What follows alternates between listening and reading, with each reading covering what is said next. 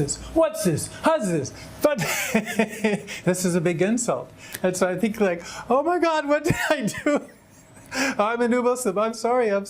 And everyone around me said, he's a new Muslim, please don't. They said, no, you can't do this, can't do this. My name is John Nelson. I'm 69 years old. I was born in San Diego, California. I was the first person in the family to go to university. It was the 60s. And so what did I become? A philosophy major, which drove him crazy because he thought, what's the point? You're not going to do anything with that. Anyway, when I was a young man, I was raised as a Catholic. And when I finished the 8th grade, I thought that I would become a priest. So I entered a seminary, a prep seminary. I became Muslim in December 2010. Two experiences which happened to me were wake-up calls in the middle of the night. I was sleeping. I live alone. And in the middle of the night, I heard a voice, a very loud voice. And it was in English. And it said, pray. And I thought, this has not happened to me before. So I thought, okay. And then in my mind, I just said, I don't know how to pray. And the voice again said, in English, pray. And then two thoughts crossed my mind. One of them was, I believe, and the other one was, I submit. Just thoughts. So I closed my eyes and I went back to sleep. 4 weeks or 5 weeks later, same thing. Middle of the night, I hear a voice, and the voice this time says, read. And there happened to be a copy of the Quran on my bed table. One that someone from work had given me after I first came to the UAE. And I used to read it and look through it at night and kind of transition between being my work day and then going to sleep. That's all I used it for. And then after a while I stopped reading it, so I just set it there.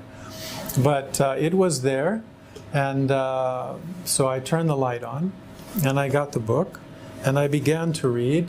And then the thought occurred to me, this is not a book for you to read and relax, and this is not a transition for you between your day job and going to sleep at night. There is something in this book, and you need to read this. And that's what the whole purpose, that's why this book is here. This is the beginning of our adult relationship with God, with Allah SWT. This is where we recognize who we are and who He is and what our relationship is with Him. For me, the real benefit of Islam, its direction and its connection. Because I know that if I follow the principle and the spirit of this religion, this Islam, this submission, that I'm not going to go wrong. My biggest concern was and is my family. At the time, I was completely wrapped up in this experience. But when I went back home and met my wife, I did not discuss this with her.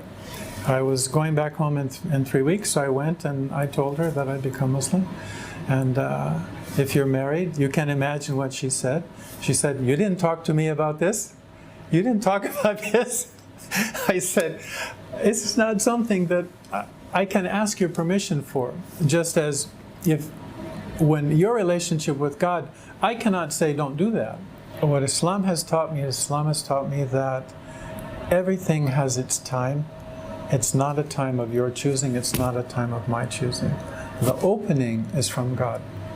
So if our heart is open and our mind is open, then it can come to us. If it's closed, then it's not going to come.